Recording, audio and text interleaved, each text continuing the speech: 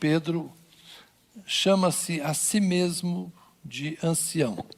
Na primeira carta de Pedro, no capítulo 5, ele vai escrever, depois das recomendações às famílias, aos maridos, às mulheres, ele vai encerrar o texto com um amém que aparece no capítulo 4, verso 11, mas depois há uma continuação. Eu acho que Pedro fez igual aqueles pregadores que falam assim, encerrando e prega um pouquinho mais. O Pedro ditou a carta e falou: a quem pertence a glória e o domínio para todo sempre, amém. Amados, e aí ele segue um pouquinho com a carta. E no capítulo 5, verso 1, uma vez que capítulos e versículos foram colocados depois, são divisões feitas posteriormente por outras pessoas, no que nós conhecemos como capítulo 5, verso 1, ele vai se dirigir aos líderes das comunidades de fé, que ele chamou dos irmãos que estão espalhados na diáspora. São igrejas de judeus, cristãos e de gentios, que estavam espalhados mais ou menos na região da Síria e da Turquia. Ele escreve para estas pessoas, e nestas igrejas havia líderes locais. Assim como Paulo e Barnabé instituíam anciãos, as comunidades que seguiam as orientações de Pedro também tinham seus anciãos.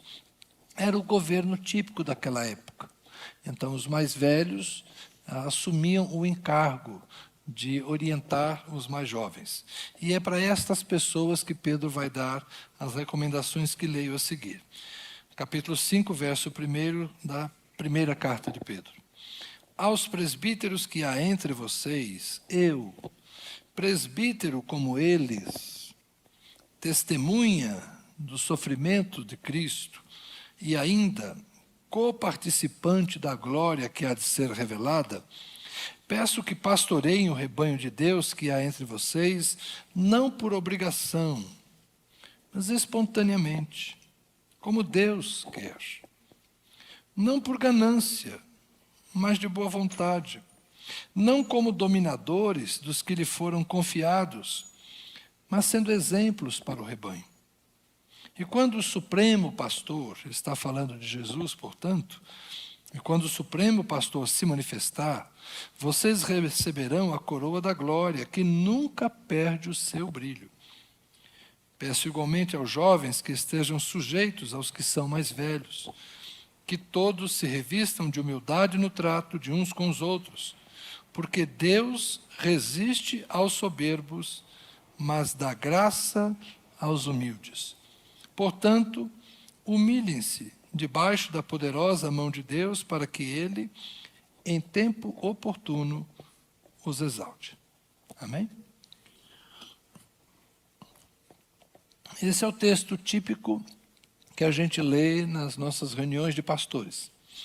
É o texto que a gente faz, pastores mais velhos, como eu agora me tornei, a gente faz com os pastores mais jovens, replicando a eles o conselho que o velho Pedro, o ancião Pedro, deu aos seus contemporâneos, aos conselhos que os mais velhos me deram na minha juventude, e a gente vai de geração em geração procurando formar líderes cristãos que entendam isso, que o serviço que fazemos, o pastoreio do rebanho do Senhor, é um trabalho voluntário, espontâneo, que se faz com boa vontade, jamais movido por interesse financeiro, jamais movido por ganância, e jamais deve ser exercido como uma manifestação de tirania, um exercício de poder, mas essencialmente um exercício de serviço, procurando muito mais ser exemplo do que exigir coisas das pessoas. Então, o pastorado sempre foi visto na Igreja de Jesus Cristo como algo que se inspira no próprio Jesus.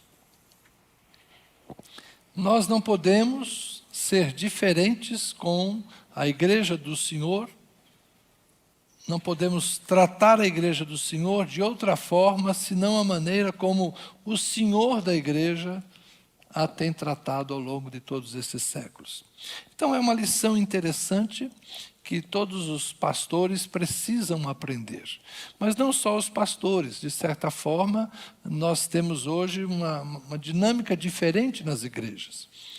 Antigamente, as igrejas eram pequenas, numericamente pequenas, comunidades rurais, e as pessoas se reuniam no domingo pela manhã, e havia um pregador que ia pregar durante todos os domingos. Né? Se a gente imaginar como eram as igrejas do século XVIII, século XIX, protestantes ou católicas, você tem lá o padre ou o pastor que vai entregar o sermão no domingo pela manhã, depois o povo vai para casa, segue a sua vida de segunda a sábado, no domingo de manhã estão lá na igreja, recebe a sua pregação. Essa era a forma nas igrejas rurais. Depois, século XX, o mundo se urbaniza, as cidades concentram muita gente, essas concentrações de muita gente vão permitir associações maiores, as igrejas se tornam grandes, a igreja evangélica brasileira hoje reúne às vezes centenas, às vezes milhares, e nestas igrejas há também todo um processo de delegação de autoridade. Então, às vezes, você tem uma igreja que tem lá um pastor, eu acho até engraçado essa ideia de pastor sênior, né? Se eu sou sênior, o outro é o quê? Júnior? É meio esquisito esse negócio, né? Ninguém fala pastor sênior. O cara se apresenta como sênior, mas o outro ele não apresenta como júnior. Apresenta como auxílio. Eu e o Lucas tivemos ontem numa reunião com alguns pastores, né? Um bate-papo entre amigos. E eu apresentando o Lucas é o pastor jovem, depois era o pastor de jovens. Falo, mas lá não é pastor de jovens, lá a gente é todo mundo pastor. Mas pensando, esse aqui é o pastor de jovens, esse aqui é o pastor. Já categorizaram o Lucas, né? O segmento dele é esse. Então, assim, as igrejas de hoje, elas têm muitas lideranças. E isso é saudável. E o que se aplica aqui aos pastores, eu diria que se aplica a qualquer pessoa que pretenda exercer qualquer nível de liderança.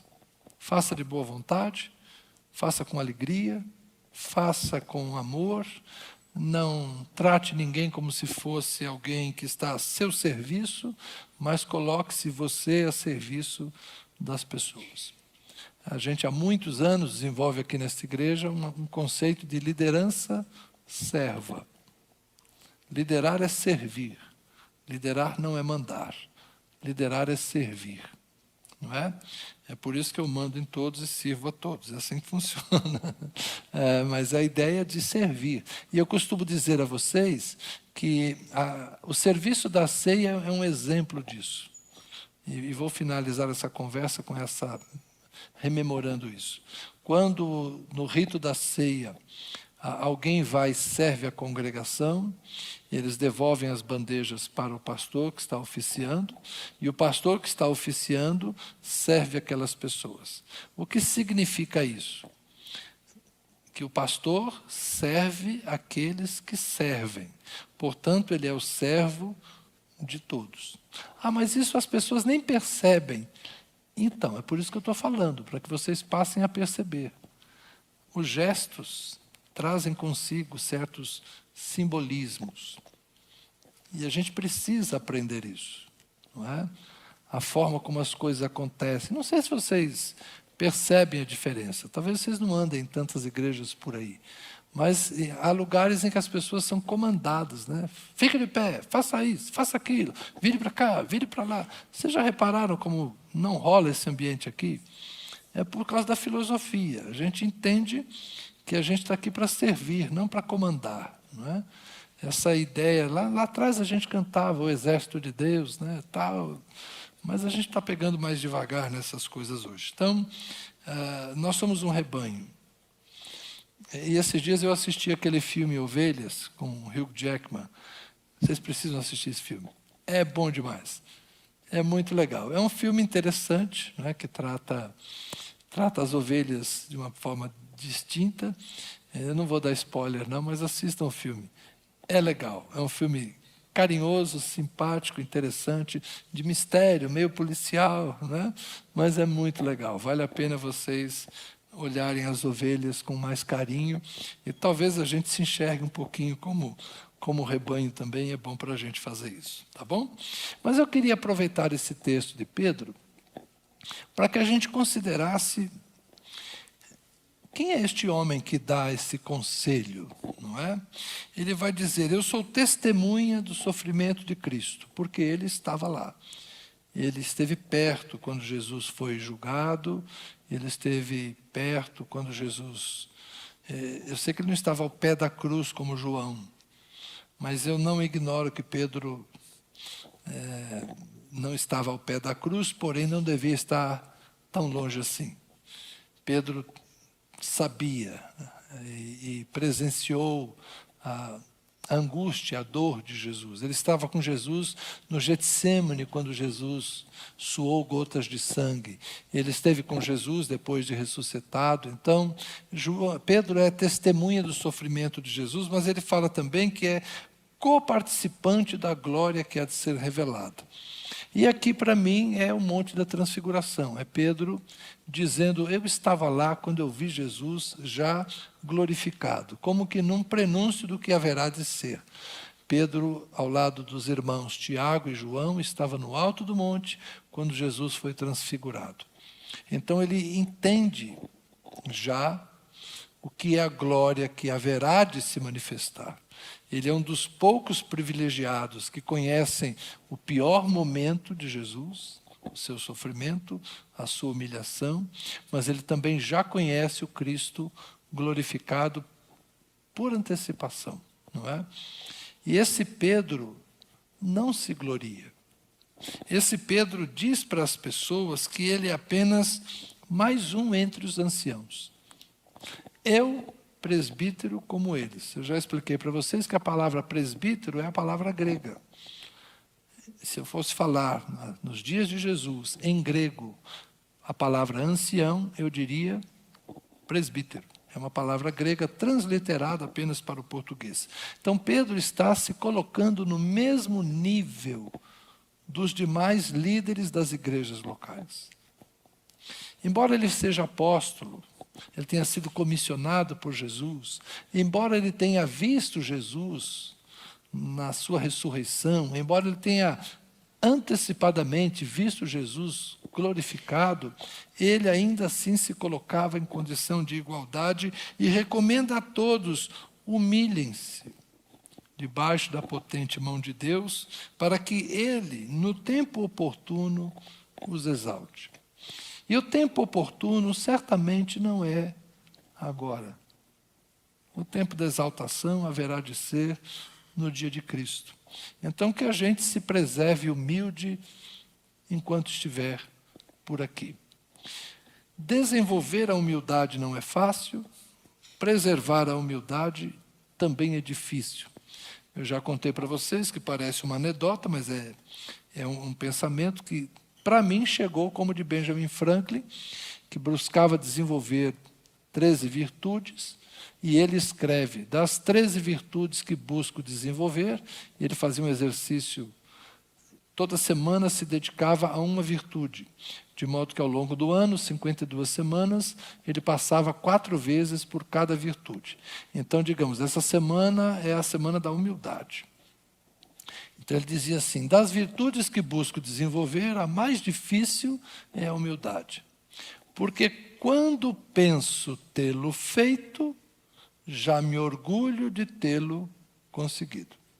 Ou seja, começa a ficar orgulhoso de ser humilde. Por isso a humildade é algo tão difícil da gente desenvolver. Mas eu quero usar 2 episódios da vida de Pedro, para que talvez isso nos ajude a entender como Deus faz para modelar o nosso caráter, não é? E aí eu volto para o Evangelho de Mateus, onde na convivência de Jesus com Pedro tem 2 episódios em que Pedro vai do alto para baixo. E é assim que Deus modela.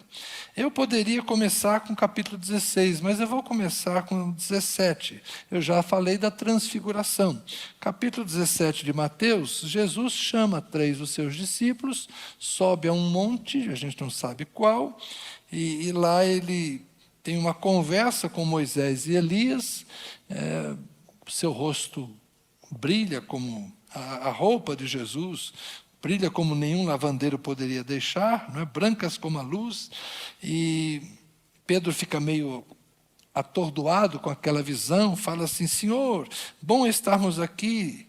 Se o Senhor quiser, farei 3 tendas, uma para o Senhor, outra para Moisés e outra para Elias. Ou seja, está tão bom ficar aqui, vamos ficar por aqui. Pedro está vivendo um êxtase, Pedro está vivendo uma experiência de mistério, não é? Transcendência, é um negócio extraordinário. Já pensou, você é um judeu, de repente você está vendo Jesus conversar com 2 pessoas, não me pergunte como ele sabia que era Moisés e Elias, eu não sei. Tá? Mas o texto diz que eles identificaram que eram Moisés e que era Elias. Por alguma forma lá eles sabiam. E eu creio na Bíblia, eu creio que esta experiência mística aconteceu, eu creio que Deus, de alguma forma, quis ensinar aqueles discípulos que Jesus era maior que a lei, que Jesus era maior que os profetas, e por isso Moisés e Elias aparecem subordinados a Jesus, e a voz que eles ouvem, os 3 discípulos ouvem, vindo da nuvem que os envolve é: este é o meu filho amado, em quem me agrado, escutem o que ele diz. Ou seja, vocês 3 que estão aqui, aprendam. Tem Moisés, tem Elias, mas este é meu filho amado, é a ele que vocês têm que ouvir. Então, para mim, é uma superação da lei, é uma superação dos profetas, e é a glorificação, a entronização de Jesus como a perfeita manifestação de Deus. Aí João vai compreender isso claramente, vai escrever no seu evangelho: a lei veio por Moisés, mas a graça e a verdade vieram por meio de Jesus. Ponto final. Então ele vive essa experiência maravilhosa. Ele está lá. Puxa vida. Mas o texto conta uma narrativa interessante. Eles estavam na região da Galiléia quando isso aconteceu. Depois eles vão chegar em Cafarnaum. No mesmo capítulo 17, verso 24, diz assim: quando Jesus e os discípulos chegaram a Cafarnaum, os que cobravam o imposto das 2 dracmas se dirigiram a Pedro e perguntaram: o mestre de vocês paga as 2 dracmas? Pedro respondeu: claro que paga. Eu gosto dessa versão aqui, né? Fica bem clara, né? Claro que paga. Quando Pedro estava entrando em casa, Jesus se adiantou dizendo: olha aí, ó, Pedro está lá fora, conversando com 2 pessoas, ou pelo menos 2, né? Mas, quando Pedro entra em casa, Jesus já se antecipa a ele: Simão, o que você acha? De quem os reis da terra cobram impostos ou tributo? Dos seus filhos ou dos estranhos? Quando Pedro respondeu: dos estranhos, Jesus lhe disse: logo, os filhos estão isentos. Mas para que não os escandalizemos, vá ao mar, jogue o anzol, puxe o primeiro peixe que fisgar. Ao abrir a boca do peixe, você encontrará uma moeda. Pegue essa moeda, entregue aos cobradores, para pagar o meu imposto e o seu. Eu já contei para vocês que isso para mim aqui é puro senso de humor. Jesus tinha senso de humor. E aqui o imposto do templo era uma taxa que se cobrava dos judeus, era para a manutenção do templo. E quando os cobradores perguntam para Pedro, do lado de fora da casa: o mestre paga? Pedro fala: paga. Jesus, quando Pedro entra em casa, fala assim: então, Pedro, o rei cobra imposto do filho? Não. O que Jesus está dizendo para Pedro? O templo lá, dizem que é do meu pai. Dizem que aquele negócio lá é do meu pai. Eu não pago não, Pedro. Mas você disse que eu pago. Então, quem é que fez a dívida? Pedro. Pedro contraiu uma dívida para Jesus, sem perguntar para Jesus. Mas Jesus, aí que eu falo, tem senso de humor, né? Então, Pedro, você é pescador, não é? Então pega a linha, pega anzol, vai lá para o mar, joga, pega um peixe, dentro do peixe tem uma moeda, abre o bolso dele, pega a moeda, paga a nossa conta que você arrumou aí. Isso, para mim, é Jesus dizendo, então, Pedro, você estava lá no Monte da Transfiguração comigo, você viu minha glória, mas isso não te dá o direito de começar a fazer coisa em meu nome, sem falar comigo antes. Você não responde por mim, Pedro. Você não faz dívida em meu nome. Esse negócio do Deus lhe pague. Vocês estão entendendo? Por que eu acho senso de humor? E eu creio na Bíblia. Para mim, Pedro foi lá, pegou o peixe, achou a moeda e pagou a dívida. Eu creio que foi assim. Por quê? Porque Jesus está ensinando Pedro. Quem é Jesus e quem é Pedro. Não confunda as coisas. Partilhou do sofrimento. Partilhar do sofrimento é algo que nos aproxima muito. Partilhar da glória é uma coisa que tende a nos envaidecer. Tende a nos envaidecer. Se você é amigo de um famoso, né? Quando alguém chega assim, fulano de tal, conheço ele. Já tomei café, já cantou lá na igreja. Né? A época que o Kleber Lucas cantou aqui, 200 anos atrás. Né? Assim, não, o Kleber Lucas já foi lá na igreja, o pessoal da igreja já tocou com ele. Então, depois o cara virou famoso, mas isso foi antes dele ser famoso. Né? Então, tem gente que é assim. E é normal, a gente é ser humano. A gente é ser humano. Né? É por isso que tem área VIP em alguns lugares aí, porque as pessoas se acham mais importantes quando elas estão perto de alguém importante. É humanidade, gente. A gente é de carne e osso. Ser humilde é mais complicado do que parece. Né? Manter a humildade é mais difícil do que parece. Então, este Pedro, que esteve com Jesus no Monte da Transfiguração, dali a pouco ele já está fazendo coisas em nome de Jesus, sem perguntar para Jesus. E Jesus, sutilmente, coloca ele no lugar dele. Será que não é uma lição boa para nós também? Eu acho que vale a pena a gente olhar para as Escrituras e perceber como Jesus modelou os discípulos dele naqueles dias. E prestarmos atenção que talvez algumas circunstâncias da nossa vida são apenas aulas, maneiras generosas de Deus nos ensinar. E até com certo senso de humor. Não se surpreenda se Deus colocar ou permitir que você lide com situações um pouco embaraçosas, mas você sai dela maior do que você entrou. Ou melhor do que você entrou. Mas como estamos falando de humildade, talvez seja melhor dizer, você sai dela menor do que você entrou. Eu lembrei agora da cena do Indiana Jones, tem um filme que ele tem que passar por uma ponte, e aí é só o humilde que passa, ele se ajoelha, quando se ajoelha a lâmina passa por cima. Tem hora que a gente precisa aprender a ajoelhar. A gente precisa aprender aquilo que João Batista disse. Convém que eu diminua e que ele cresça. O Pedro idoso, o Pedro apóstolo, o Pedro que fazia milagres, o Pedro que ressuscitava mortos, o Pedro que fazia obras em nome de Jesus, precisava manter seu coração humilde.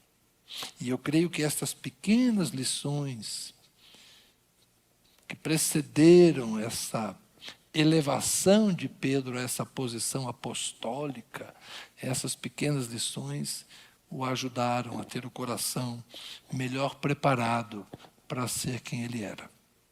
A gente quer fazer a obra de Deus, a gente quer ser alguém na vida, mas a gente tem que ter muito cuidado para que o nosso coração não se perca. É uma das coisas importantes que todos nós devemos aprender. nós não podemos decidir por Deus. Não podemos falar em nome de Jesus sem a autorização de Jesus. É por isso que as nossas palavras, ditas em nome de Deus, têm que ser inspiradas ou conferidas com aqueles que também andaram com Jesus. Por que que a gente gasta muito tempo com as Escrituras? Por que que a gente valoriza a Bíblia? A Bíblia não é a quarta pessoa da Trindade. Mas a Bíblia é o testemunho das pessoas que andaram com Jesus. A Bíblia é o testemunho daqueles que presenciaram o ministério de Jesus e ouviram pessoalmente o ensino de Jesus. E eu não posso pensar em ir além deles, porque eles viviam em comunidades que podiam conferir o ensino. Na época, quando alguém contava a parábola do semeador, tem o solo rochoso, tem o solo espinheiro, tem a semente à beira do caminho, e tem a semente em terra boa, e tem uma semente... Hoje, só essas 4 aí, não aumenta não. Jesus só falou essas 4. Não, mas não tinha uma semente? Não tem não. É 4 tipos de solo: à beira do caminho, solo rochoso, solo no meio do espinheiro e solo bom. Para por aí, não inventa não. Naquela época tinha gente que podia dizer, para por aí. Eu estava lá, eu ouvi, ele falou só isso. Vocês estão entendendo? Hoje não. Hoje, se alguém disser, ó, Deus falou comigo, quando? Tem testemunha? Porque naquela época foi interessante, né? Jesus subiu no Monte da Transfiguração com 3. Para que se Pedro falasse, Tiago e João podiam dizer, foi mesmo, eu estava lá. Lembra da lei? Pela palavra de 2 testemunhas, a verdade fica estabelecida. Então, se Pedro dissesse, eu vi Jesus conversando com Moisés, e ele disse, você está doido, pirou. Tiago e João vão falando, não, nós 2 estávamos lá. Vocês estão entendendo? Então, hoje, se eu chegar, irmãos, eu estava orando, Deus falou comigo, há testemunhas? Mais alguém ouviu a voz de Deus? Testifica com as Escrituras? Testifica com o que o Espírito tem dito à igreja? Então, a gente tem que ter muito cuidado com quem começa a arrumar compromissos para Deus, falar em nome de Deus, sem consultar a Jesus. A segunda lição está também um pouquinho antes, no capítulo 16, que é a confissão de Pedro. Essa comparação já é bastante conhecida, já bastante trabalhada por nós pregadores. Quando Jesus pergunta aos discípulos, o que as pessoas dizem a meu respeito? Quem os outros dizem que é o Filho do Homem? Eles respondem, João 16, 14. Uns dizem que é João Batista, outros dizem que é Elias, outros dizem que é Jeremias, ou um dos profetas. Ao que Jesus perguntou, e vocês? Quem dizem que eu sou? Respondendo, Simão Pedro, sempre o mais voluntarioso, Simão Pedro disse, o Senhor é o Cristo, o ungido, o Filho do Deus vivo. Então Jesus afirmou, bem-aventurado é você, Simão Barjonas, porque não foi carne ou sangue que revelaram isso, mas a você, mas meu Pai que está nos céus. Também eu lhe digo que você é Pedro, sobre essa pedra edificarei a minha igreja, e as portas do inferno não prevalecerão contra ela. Você é Pedro, você é uma pedra e você é um dos fundamentos. Ótimo. É isso mesmo. Por isso que na sua carta, Pedro vai dizer que Deus vai nos aperfeiçoar, firmar, fortalecer e fundamentar. É Deus quem nos fundamenta, e Pedro é uma dessas pedras fundamentadas em Jesus Cristo. Mas a gente sabe que logo depois, o texto diz que Jesus começa a descrever, ou anunciar a eles, que vai morrer, que vai sofrer, que vai ser entregue aos seus algozes, ao terceiro dia vai ressuscitar. Então, verso 22, Pedro, chamando-o à parte, começou a repreendê-lo. Olha aqui. Pedro começou a repreender Jesus, dizendo, de modo nenhum isso irá lhe acontecer. Mas Jesus, voltando-se, disse a Pedro, sai capeta, Saia da minha frente, Satanás, adversário. Porque a palavra não é o diabo, tá, gente? É o adversário. É o que está se opondo. Jesus está chamando Pedro de um opositor. A palavra Satanás tem esse significado. A gente usa para falar diabo, não é? Mas o significado dela, diabolo, não é? Satanás, é um opositor. Sai da minha frente, opositor. Você é para mim uma pedra de tropeço, porque não leva em consideração as coisas de Deus, e sim a dos homens. Ou seja, depois que Pedro acerta uma, crava bonito, tu és o Cristo, Filho do Deus vivo. Cara, foi o Pai que te revelou, parabéns, você acertou, é isso aí. Não foi carne e sangue, meu Pai que está no céu te revelou, e dali a pouco ele chuta o balde, né? E joga fora tudo que ele acabara de acertar. Jesus fala, não, agora você está errado, agora você está trabalhando contra o propósito de Deus. Então, por que Pedro lá adiante vai escrever, humilhem-se sob a poderosa mão de Deus? Porque a gente tem essas coisas. Só porque a gente acertou uma, a gente acha que vai acertar todas. A gente não é o Vampeta, gente. O Vampeta parece que acertou todas, né?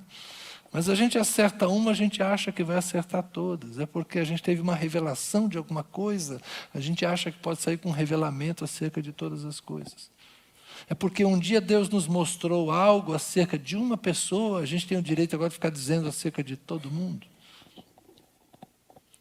Eu me lembro uma vez que um casal havia perdido uma gestação. E ele era uma pessoa que tinha um quadro clínico seria infertilidade, né? Quase infertilidade. E quando eles perderam a criança, eles ficaram muito tristes, dizendo, oh, pastor, é tão difícil, a taxa dele é tão baixa, é muito difícil engravidar, e infelizmente perdeu a criança. E era um culto de passagem de ano. Eu olhei para eles de longe e me aproximei deles, falei assim, o ano que vem, nessa data, você vai estar com a criança nos braços. Não chutei o sexo, não, falei, vai estar com a criança nos braços. E quando chegou abril, eu lembrei daquilo que eu tinha dito. Falei, epa, tem que engravidar, senão não nasce esse ano. Eu lembrei disso num dia, 2 ou 3 dias depois, o telefone toca e fala assim, além dos nossos pais, o senhor é a primeira pessoa a saber. Ela está grávida. Teve um menino, depois teve uma menina, não é? Mas eu não saí por aí depois dizendo para qualquer pessoa que quer engravidar.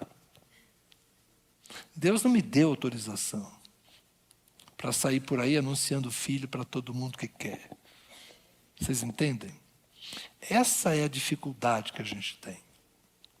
Da gente se manter nos limites da revelação que Deus nos deu.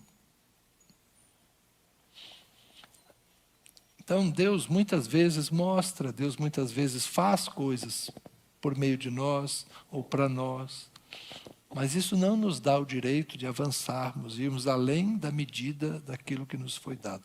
Paulo, escrevendo aos Coríntios, no capítulo 12, ele fala, ninguém deve ir além da medida da fé que lhe foi dada. Então, que a gente aprenda com este idoso Pedro, apóstolo, veterano, apóstolo experimentado, que escreve para os seus colegas de trabalho num nível horizontal, né, numa horizontalidade bonita. Eu como vocês, vocês como eu, vamos nos manter humildes, cuidando do rebanho do Senhor, não movidos por ganância, de boa vontade, não tentando agir como dominadores, mas nos colocando como exemplo do rebanho. Por quê? Porque Jesus agiu assim. E que a gente aprenda. Pedro chegou a isso tendo aprendido antes. Eu usei 2 exemplos aqui que estão nos textos. Mas quantas outras coisas devem ter acontecido entre eles? Deixa eu finalizar com uma. O dia da ceia. Jesus coloca Pedro no lugar menor. Vou finalizar com essa. Na mesa da ceia, o principal se senta, é um U, forma de U. O principal está aqui. À sua direita, um importante, à sua esquerda, o outro importante. Quem está reclinado no peito de Jesus? Jesus está apoiado aqui, comendo assim. João está cochichando com Jesus. Mestre, fala aí. Fala quem é o traidor. Na minha concepção, João está aqui atrás, encostando a cabeça. Fala peito, mas ele está encostando em Jesus. E Jesus fala assim, aquele para quem eu der o bocado, esse é o traidor. Olha a mão de Jesus aqui, molhando pão no vinho, entregando para quem está à sua direita. Quem é? O traíra, Judas. E onde está Pedro? O texto fala que Pedro está longe, sinalizando para João assim, pede para ele falar, quem é o traidor? Jesus colocou Pedro longe, no lugar dos menos importantes. Então, tem muita coisa na pedagogia de Jesus que a gente precisa aprender. Para quando a gente ficar velho, poder escrever igual Pedro, como é que os outros devem se comportar. Eu estou ficando velho. Acho que é por isso que eu já estou assim. Muito mais conselheiro. Vamos orar? O pessoal da música pode voltar? Vocês cantaram aquela das antigas, né? Louvado seja, Senhor, teu nome. Vamos repeti-la, porque essa aí é do meu tempo de solteiro.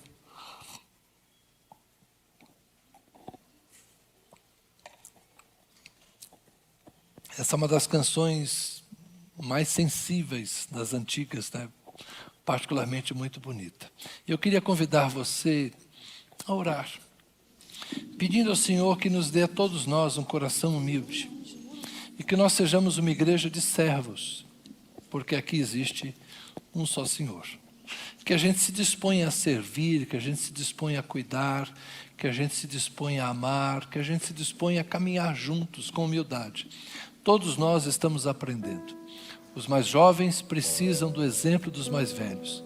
Os mais velhos devem exercer a autoridade com amor. Nós precisamos, sim, como igreja, ser um modelo de sociedade viável, equilibrada, sensata. A igreja deve ser um lugar onde as pessoas aprendam o que é viver dignamente como filhos de Deus. Que Deus nos ajude a ser uma igreja assim. Fique de pé, vamos ter um momento de oração. Senhor Jesus, nós temos muito a aprender. Temos muito a crescer para baixo, Senhor. Temos muito que aprofundar raízes antes de estendermos os ramos. Temos muito que estruturar os fundamentos antes de altear a torre, Senhor. Antes de crescer para fora, crescer para dentro. Antes de dizer ao outro, faça, aprendermos a fazer. Antes de nos colocarmos como quem tem autoridade, aprendermos a estar sob a autoridade do Senhor. Aprendemos a ser servos e jamais conspirarmos para nos tornarmos senhores do rebanho que o Senhor comprou. Nós somos todos teu povo, Senhor. Nós somos todos a igreja de Jesus Cristo. Nós somos as ovelhas do sumo pastor. E que nós tenhamos todos o coração quebrantado, como ouvimos hoje. Um coração quebrantado, humilde, capaz de ouvir o Senhor, capaz de servir o Senhor, servindo ao próximo. Amar o Senhor, amando o próximo. Perdoando assim como somos perdoados e ajudando na restauração, assim como temos sido nós mesmos restaurados pelo Senhor. Ó Deus, que a Tua graça possa infundir em nós amor e temor, zelo santo, mas com compaixão, santidade, Senhor, mas sem vaidade, que nós busquemos a Tua glória, sem nos gloriarmos em nós mesmos. Abençoa-nos, Senhor. Dá-nos uma semana feliz, dá-nos uma semana cheia da Tua graça, e que as nossas reuniões vindouras sejam saudáveis, que o nosso trabalho seja abençoado, onde quer que estejamos ao longo desta semana, que a Tua mão nos conduza, que a Tua mão nos guarde, e que o Senhor faça prosperar o nosso caminho, para a glória, para o louvor do Teu nome, Jesus. Amém. Amém. Louvado seja